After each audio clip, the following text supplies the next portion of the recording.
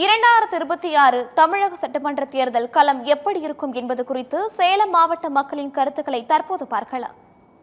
எல்லாத்துக்கும் இப்போ ஒரு எதிர்மனையாக தான் இருக்குது. இப்போ ஏற்கனவே 3 கட்சி இருந்துச்சு. புதுசாக ஒரு கட்சி வந்தோன்னா இன்னும் ஒரு தோற்றங்கள் பெருசாகுது. இவரது விஜய் தான் வருவாருன்னா, விஜய் மக்களுக்கு இது எதுவும் செய்யல. பொதுமக்களுக்கு இப்போ 41 பேர் செத்தாங்க. அதுக்குமே சிலர் எதிர்ப்பு தான் தெரிவித்தாங்க.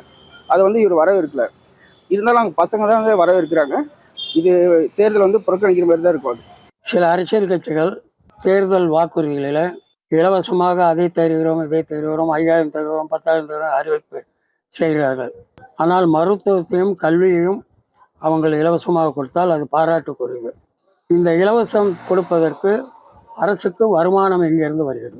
தமிழகத்தில் உள்ள மாபெரும் இரு கட்சிகளும் ஒன்றாக இணைந்தால் தமிழகத்தில் வேறு யாருமே 4 மணி போட்டு 5 மணி போட்டு என்பது வருவதற்கு வாய்ப்பில்லை. தமிழக அரசியல் இதுவரைக்கும் இல்லாத அளவில் இந்த வரக்கூடிய 2026 சட்டமன்ற தேர்தல் ரொம்ப எதிர்பார்க்கப்பட வேண்டிய ஒன்றா இருக்கும். ஏன்னா திடீர்னு புதிய காலன்களாக முளைச்சிருக்கிற நிறைய கட்சிகள் உதயமாயிருக்கு. அதனால இந்த அரசியல் களத்தில் இந்த சட்டமன்றத்தில் ரொம்ப எதிர்பார்க்கப்பட வேண்டிய ஒன்றா இருக்கும். எத்தனை சட்டமன்ற தேர்தலையும் நாடாளுமன்ற தேர்தலையும் சந்திச்சவங்க அவங்க கிட்ட நம்ம ஒரு முதிர்ச்சியான அரசியல் அனுபவம் உள்ள ஒரு கட்சி கிட்ட நம்ம மோதும் போது நமக்கு என்ன இங்க அனுபவம் இருக்குன்றதை நம்ம குறிப்பா பார்த்தே ஆகணும்.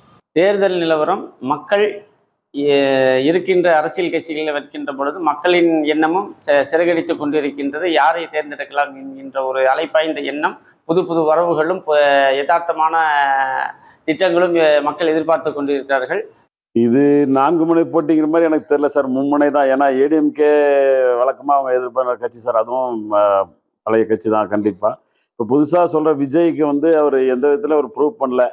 அது ப்ரூவ் பண்ணாமல் அவர் ஆட்சி பிடிச்சோன்னு எடுத்தோன்னு அது பகல் கனவு மாதிரி தெரியுதுங்க. நாம் தமிழர் ஒரு குறிப்பிட்ட பர்சன்டேஜ் அவங்க வாங்கிட்டு இருக்கிறாங்க. பட் அவங்களால இப்போ அதை களத்தில் இருக்கிறாங்க, ஈக்குவல் போட்டியாக இருக்கிறாங்கன்றதை சொல்ல முடியாது சார். 2026 தமிழகத்தின் அரசியல் நிலவரம் என்பது கூட்டணியை பொறுத்துதான் அமையும். இப்போது இருக்கக்கூடிய சூழ்நிலையை பார்க்கும் பொழுது கண்டிப்பாக திராவிட முன்னேற்ற கழகம் தான் முதன்மையாக இருக்கின்றது.